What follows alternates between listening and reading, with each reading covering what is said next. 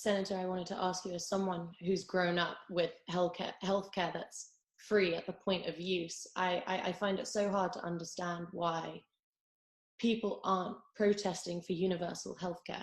Could you explain to me why that? I would like you to do me a favor, Dua. Can you do me a favor? Absolutely. All right. Many people in America, for a variety of reasons, having to do with the power of the healthcare industry here, which makes billions of dollars every year, having to do with the corporate media, they do not know how the healthcare systems in the UK, Australia, Canada work. All right, so I'm going to ask you a question that I hope American viewers, your fans in America, will listen to. When you get sick, or somebody in your family gets sick, or maybe has to go to the hospital, how much does it cost you to go? It's completely free. It's for us Brits, you know, we consider the NHS a right, just like having running water in our house.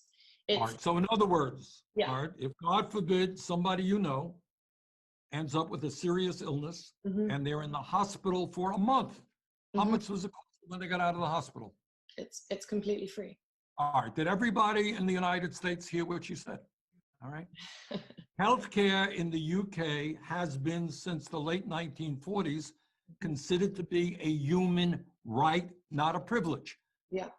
And if you get fired from your job, or in the pandemic, you lose your job, do you lose access to healthcare in the UK? No, not at all, which is also one of the things which I think, you know, it's so sad, the fact that during the pandemic, people have lost so many jobs, but then it's completely unfathomable, the fact that you also lose your healthcare. I couldn't imagine, you know, that being an extra stress on top of everything going on. To your American fans who are watching this, I want you all to hear very carefully what Dua has said. And it's true in the UK, it's true in Canada, it's true virtually throughout Europe, Australia, New Zealand.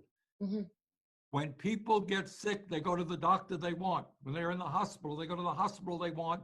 They don't have to pay out of pocket because it is publicly funded.